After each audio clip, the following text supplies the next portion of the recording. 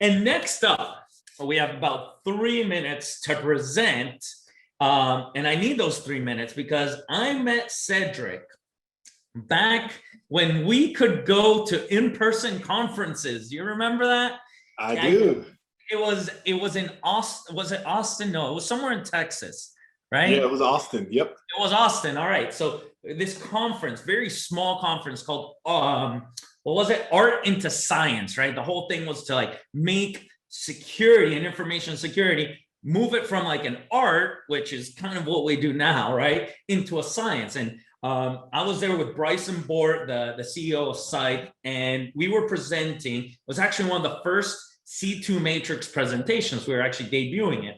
And Cedric came and he talked. He's like, hey, man, this really cool stuff. And I found out that Cedric actually had a couple of command and control frameworks that we had in the C2 Matrix. So, of course, our love for offensive security kind of led us to talk to each other there on that day. And then we've remained in contact ever since, always tracking the amazing work you're doing.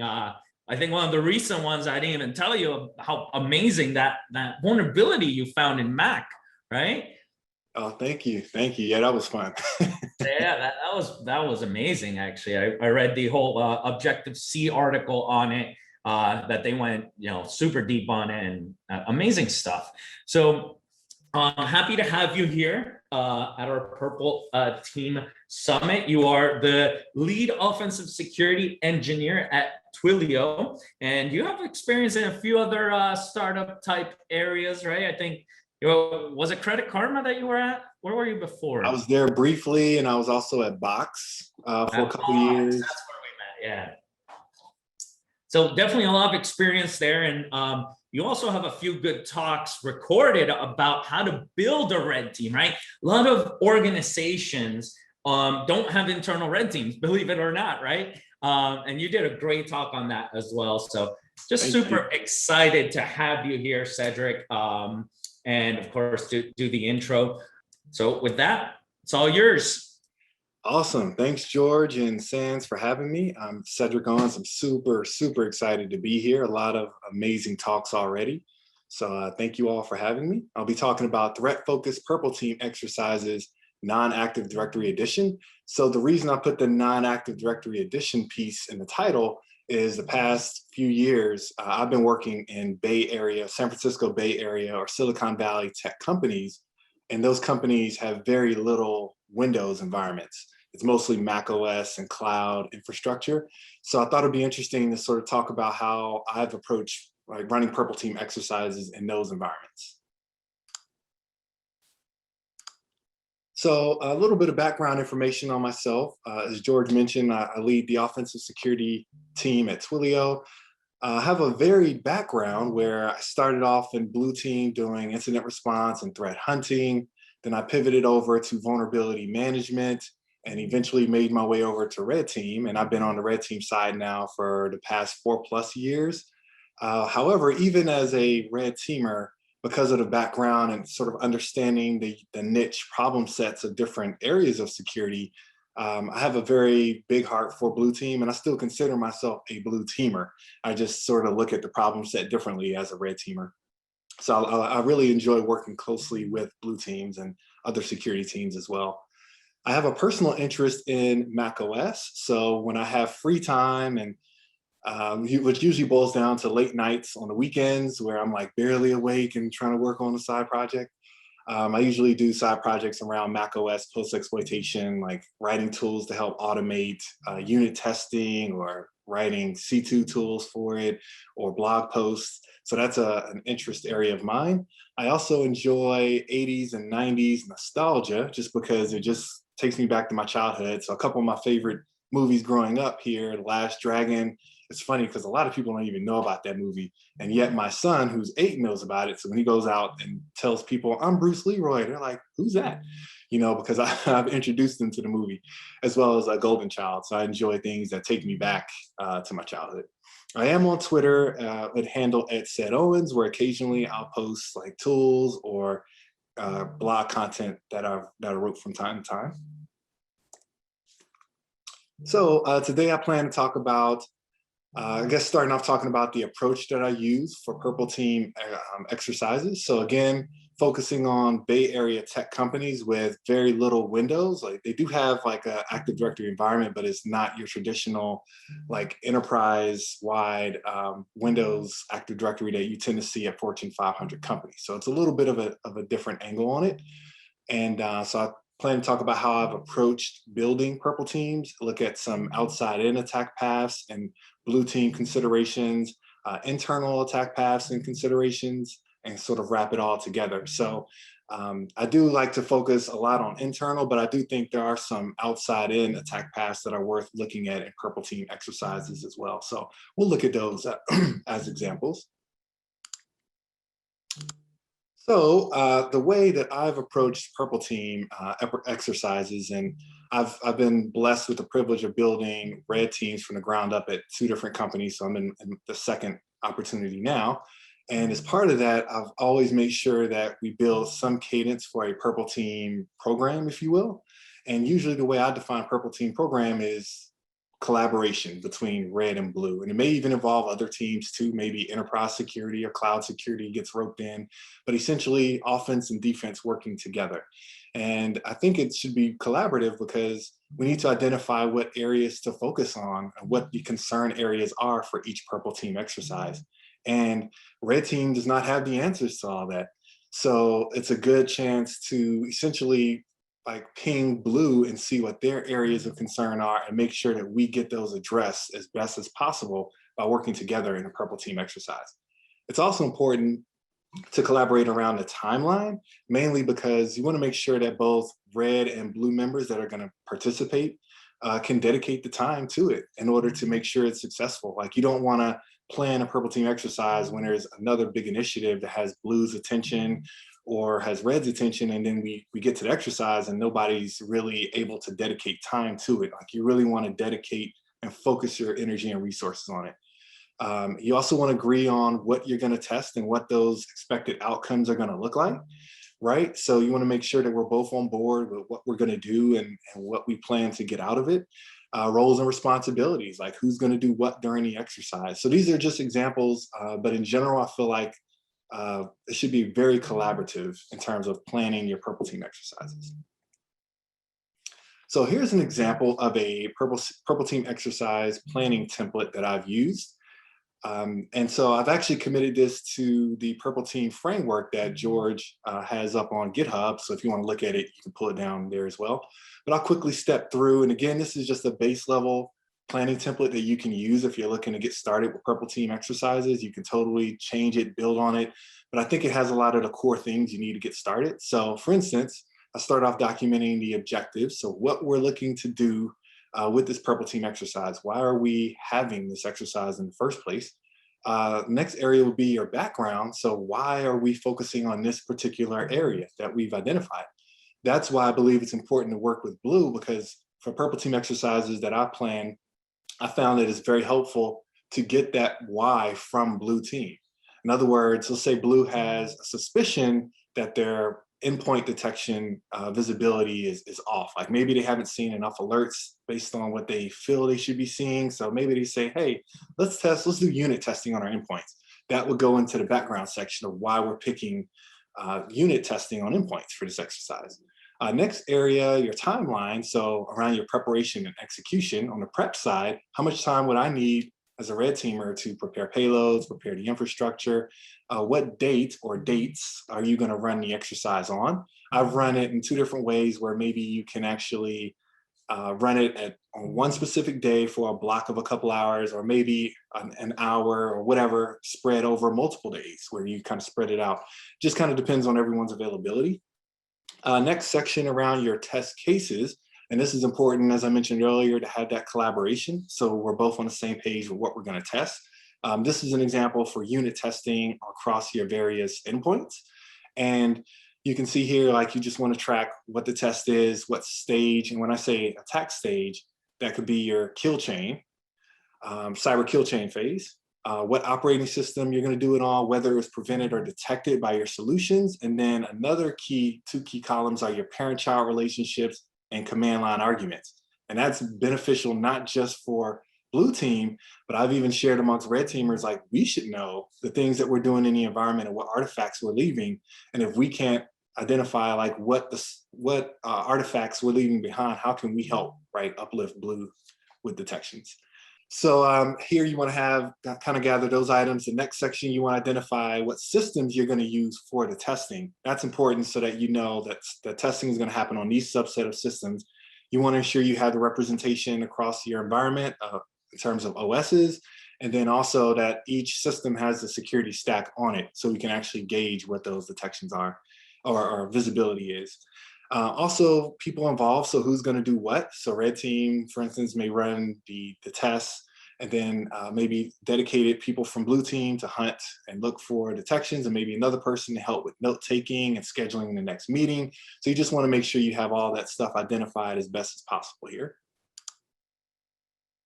Another example, I just used the example before with operating systems, but you could totally, like MITRE has matrices now for cloud, so you can totally do the same thing across your cloud or identity as a service, such as Okta, which makes it very flexible. There's no real right or wrong way to do this. So essentially, when I'm speaking of, in the future slides from here, going to be talking about attack scenarios.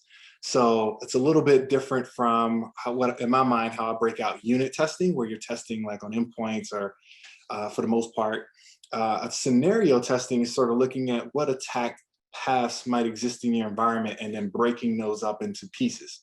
So for instance, a lot of Bay Area tech companies will utilize an identity as a service solution like Okta or OneLogin. So one of the scenarios you might want to consider is compromise of Okta via something like Evil Jinx 2, where username, password, and 2FA token are compromised. And how do we identify that? And how can we like control or revoke those compromised tokens, for example? But essentially, the outcomes are the same: to assess your visibility and detection gaps, to increase your visibility, gain new log sources from whatever you're missing your visibility on, and create new detections. And then, of course, once you create the new detections, you want to validate them by rerunning the tests, ensure that they fire as expected. So I'm going to quickly look at some outside-in attack paths that will likely be relevant in a lot of Bay Area tech environments. But before we do that, I was going to quickly step through an overview for people that may not work in those environments, sort of what these environments typically tend to look like. So we typically, on the left side, we have employees that remote in using identity as a service solutions like Okta or OneLogin. They authenticate with username and password and a 2FA token, usually like a push to your phone. And then they're inside of their productivity portal, which then gives them access to things like Gmail, Google Drive, Atlassian, internal Git, like all sorts of different things. So the left side can be considered like the corporate realm, if you will. It's also development environments, stage environments, and then on the right is an example of a production environment where you may have a combination of cloud and on-prem. And you've got all sorts of things here like messaging services, cloud services, CI/CD, both on-prem and in the cloud. So it's important, I think, to sort of understand like there's a lot of different things going on in the environment, and as an attacker and defender, thinking through what those attack paths might be that are relevant for your environment. Also, I wanted to point out for Bay Area tech companies, you'll see the bottom left, I noted that Mac is like 80% endpoints, and then Windows is 15%, and other like a Chromebook might be 5%. And that's pretty representative of what we see in Bay Area tech companies, which is funny because it's like the exact opposite of what you see in Fortune 500 companies, where you may have 80 to 90% Windows and a little bit of Mac. So that's kind of why I focus a lot of my attention as a researcher on Mac, because that tends to be the larger portion of the represented hosts in the environment that I work. So one scenario in this attack example, or in this example that I mentioned earlier, is around your credential harvest, right? Nothing new or groundbreaking, but just wanted to point out how this would work and how we can leverage it on a purple team exercise. So you have a tool like Evil Jinx 2, which is a man-in-the-middle 2FA phishing tool.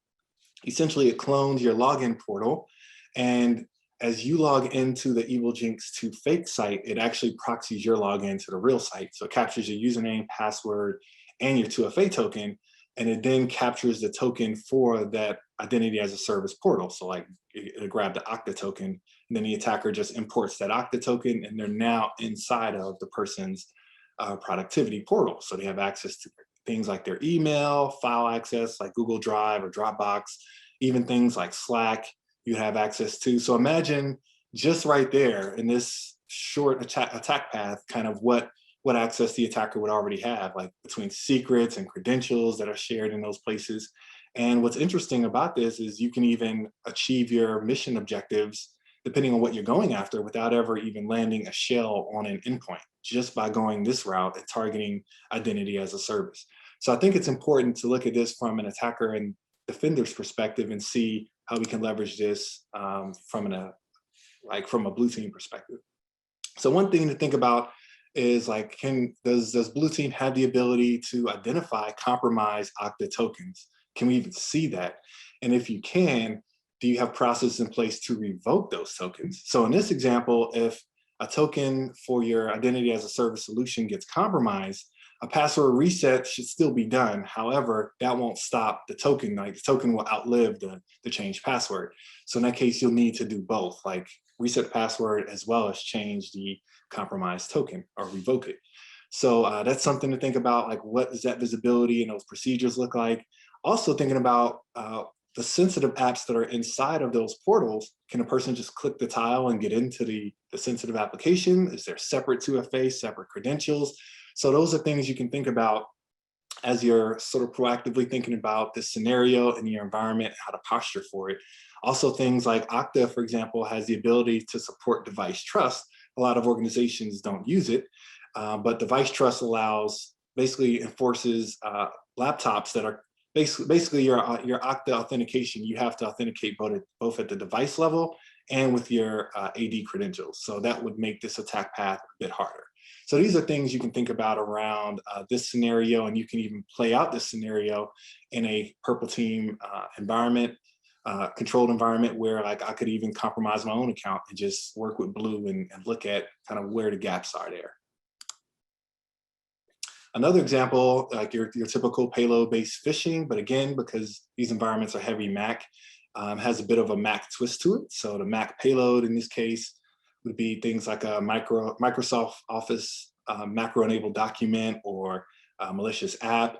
So you send the phishing email, the user detonates the payload, and then depending on how the payload is detonated, if it's not sandboxed and you social engineer the user to running it a certain way, you may be able to get, the attacker may be able to get access to things like SSH keys on the device, or AWS, GCP keys, and then pivot to those parts of the environment. So even this attack path, right, would be very impactful and damaging.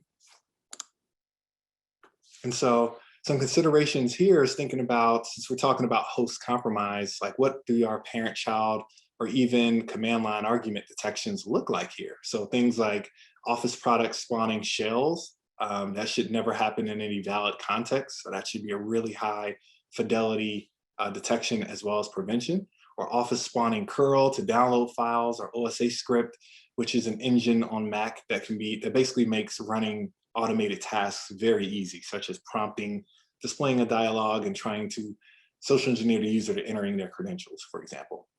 Other things like Python doing weird behaviors, like spawning OSA script or multiple shell environments in a short period of time. I also recently reported a gatekeeper bypass to Apple. So for those not very familiar with Mac or Gatekeeper, Gatekeeper is like the main security solution that Apple relies on for macOS to protect its users from like malicious programs. And so I found a bypass to that, worked with Apple to have them fix it. And one of the detections came around like launchd spawning a shell environment or Python and having arguments with content/macOS, like very specific to that payload. So I have a blog post on that more later, but essentially you just want to think through like what parent-child relationships and command line argument detections you have in place for this. Another thing I think is good to recommend for blue teams is if you want to more proactively build detections for Mac, I recommend leveraging the endpoint security framework that Apple released. And it's essentially Apple's version of like Sysmon for Windows in a loose way, where you can gather event data for macOS. And so two tools that leverage the endpoint security framework, one is Process Monitor by Patrick Wardle, and the other is AppMon by Zorier or Chris Ross. And what you can do is take like a command and control system, detonate a payload on it, or even a Mac sample, malware sample you have. You could start Process Monitor or AppMon, have it watching, detonate the payload, and then look through the events.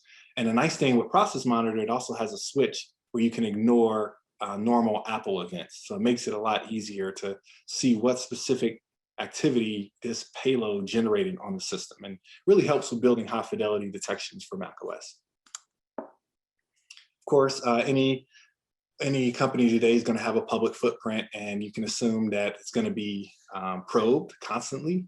So things like being able to find your internet registry data, searching for your company name, finding your ASNs that tie to that company, finding IP blocks. So now you know what IP ranges that company directly owns and manages themselves. You can also search services like Shodan or Census for SSL certs that tie to your company, but aren't hosted by your company. So they may be in AWS or GCP, but the SSL cert identifies you or your company. Also, the ability to enumerate cloud assets, searching for exposed secrets, like all those things are going to be common things that are going to be done for any company that is internet facing. And so one of the things I think is neat too, again, there's no box on how you do purple teaming, but one purple team could be a joint effort where red and blue work together, and we go and proactively assess what's publicly exposed. You know, we check those ranges, we check for stuff that's hosted in the cloud that belongs to us. We kind of see what's out there.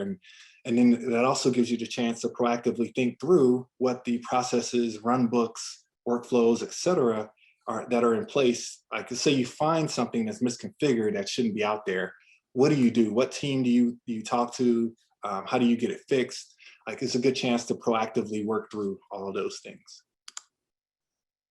Of course, password sprays still apply as well. So looking at Okta as an example, it still has a username password field. And even though it is rate limited, where same IP doing X number of authentications in a short period of time will be blocked, there's still ways around that where you can do distributed password sprays from many different hosts to get around that.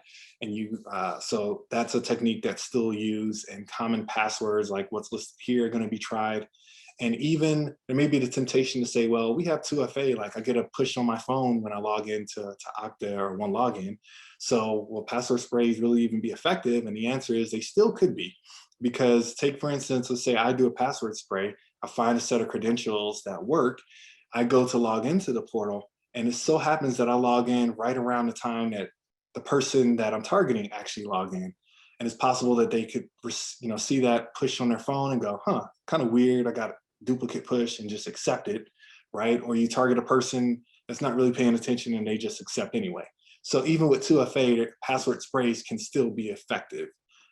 It's definitely better than nothing. Like I highly recommend having 2FA, but I'm just saying, just because you have it doesn't mean that this is no longer a valid attack path. So some considerations here on the blue team side is thinking about your visibility into unsuccessful logins. And if you do have that visibility, do you have the ability to correlate activity? So you can see, to be able to know when something was not successful or when it was successful. And what runbooks do you have for when stuff is successful? Also, I think familiarity with tools that can capture 2FA tokens is a huge win, such as like being able to proactively pull down tools like EvilJinx 2 or Motlishka, Cred Sniper, and kind of understand how they work and maybe things you can fingerprint on each of them. So for example, EvilJinx 2 by default, if you browse to EvilJinx 2 hosted site and you don't hit certain URLs, you're going to be redirected over to YouTube to a Rickroll video. So if you see tooling and you see that type of behavior, you can know that it's EvilJinx 2, which then lets you know that these type of capabilities are present in our environment. So now I'm going to quickly look at some internal attack paths as well. So even though I mentioned Bay Area tech companies have very little Windows, we do typically have Windows in a limited Active Directory environment, which backs the authentication that Okta and OneLogin are based on. So things like Active Directory enumeration still apply. And if in your environment, your Macs are directly joined to AD, then there's tools like MacHound that can perform Bloodhound from Mac and start pulling AD data back. For your limited number of Windows hosts, if one of those gets compromised, tools like domain password spray by Bo Bullock, that still apply, where you can spray against the actual domain controller for basically dumping all the users and then trying one password against all those accounts looking for success. Of course, you got port scans, looking internally, like your wiki or SharePoint sites for secrets, internal Git. A lot of times internal Git has a lot of juicy stuff there because it's assumed that since it's internal, like it's safe to put secrets there. So those are going to be areas that attackers are likely going to hit internally. I won't spend much time here, but as I mentioned, some common AD attacks still do apply. A lot of times it starts with a misconfigured server to get that initial access. We either do Recon and dump stuff directly from that host, or we use that to hit AD if it's joined directly to the domain, then perform password sprays, get access to other hosts, elevate your access, and then perform your typical AD attacks along the way, like your pass the hash, pass the ticket, eventually get domain admin, do your golden tickets, etc. So a lot of these attack paths still exist and are worth exploring even in your common tech environments. So a couple of blue team consideration ideas. Is there any insight around when AD interrogation's happening? Can we see port scans? That's important too, because there's oftentimes different segments or network segments that you may not have visibility on. So if an attacker pivots here, you might lose that visibility. So you can kind of proactively do a scanning exercise and check your logs and see what is and what's not captured.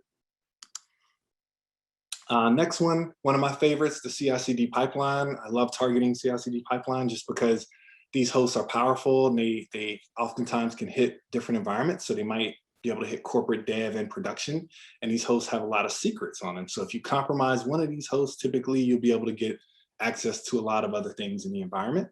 And so when it comes to CI/CD hosts, things like misconfigurations, and Jenkins is notorious for having misconfigurations like exposed script console or allowing unauthenticated users to run builds, which you can use as shell commands. Those things basically open up your environment where then those can be attacked, secrets can be accessed, and then you can pivot to other parts of the environment.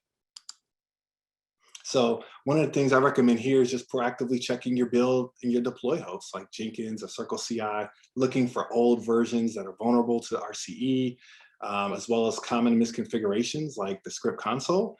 And then you can collaborate with your product security or engineering teams to actually get those fixed before waiting for this to be found on an assessment. So in summary, I think it's real hard to know kind of what is, or how hard to defend what is not known. So I think it's important for defenders from time to time to put on the red team hat, join forces with red, and we can probe the environment together, see what's there, understand what the attack surface is. And then as we do that, we can kind of prioritize where we want to emphasize our detections and visibility going forward. You can start with unit testing. The attack framework, there's automated tooling for that. And then you can progress to scenario-based testing, which I mentioned here, and just ensure that you're continuing to work collaboratively together across red and blue. References, I have a blog on this content as well as on the gatekeeper bypass that I mentioned. And then here's some helpful tools around unit testing and validating your visibility and detections around persistence, etc. Different C2 tools, so definitely take a look at those. I appreciate you all having me, and feel free to reach out, ping me on Slack if you have any other questions. Awesome, man. Yeah, you are definitely getting pinged on Slack if you did not notice. Very popular guy, man. That's awesome. No, excellent presentation. One question that there was here that I think you can answer very briefly. Some were a little lost on the parent-child relationship, right? Of course, you have experience doing this, so we kind of say it and don't really, go deeper into it. Can you explain what is the parent-child relationship? Why do you have that in the template? And what is the benefit of doing, I guess, detection on it after you explain what it actually is? Sure. So parent-child relationships, as I define it, is a process that spawns another process. So the process that spawns is the parent, and then the child is the process that is spawned. So why it's useful from a detection perspective is sometimes like you can do different you can run commands different ways at the command line, but the parent-child relationship will remain the same. So it's a good way to have another way to basically detect anomalies, where if you see this parent that normally should spawn this, but now it's spawning this, like that can trigger a threshold for you. Yeah, so like an example would be if someone is on Windows Explorer and double clicks an executable, the parent is going to be explorer.exe and the child is going to be whatever executable they ran. And you can see and kind of deduce that there was a user that double clicked it, right? Something that you might not want to see is like a Word document is the parent process of PowerShell, you know, something like that you want to detect, because that means Word open PowerShell, and that's probably not good, right? Right, exactly. Good stuff. Awesome. Thank you for that clarification. I'm just trying to keep up here. There's a bunch of questions for you. I think one that I saw here is like, as you see environments moving more to the cloud and to a lot of these, do you see like Active Directory and maybe even Jamf? I know we didn't talk too much about that, kind of like stop being used, or you think that's still going to be? And I know this is the non-AD one, but do you see that kind of happening, or do you think we're going to use Active Directory and Jamf forever? Yeah, I think it'll be around for a while, just because when it comes to LDAP, AD is still the primary solution, and for Macs, Jamf is the primary solution as well. What's interesting though is for these environments is the thought mentality is behind moving from Windows to Mac is basically you're doing that to close attack vectors. But what's funny is, depends on how you're doing cloud, but if you're storing keys on your laptop, that's almost the cloud version of like dumping a Windows machine and getting a hash. Like I'm getting access to a Mac machine and I'm taking an AWS key and pivoting. You know, so it's still the same problem. It just looks different. Yeah, I agree with that. I think the problem is very similar, just it looks different right now. And of course, It's like a super hot thing now, right? It's like all no, but awesome. So hopefully you can head over to Slack and go through the cajillion, I counted them, there's a cajillion messages for you waiting. Because there's a bunch of other amazing questions. And yeah, great presentation as always. Thank you again. Thank you for all of the, not just this presentation, but all your contributions. I know I sound like a broken record, but for real, you bring a lot to the community, not just with Matt, but also the Red team and sharing. So we really, really appreciate that. I think that's why everyone loves you. Really appreciate it. Thank you all for having me.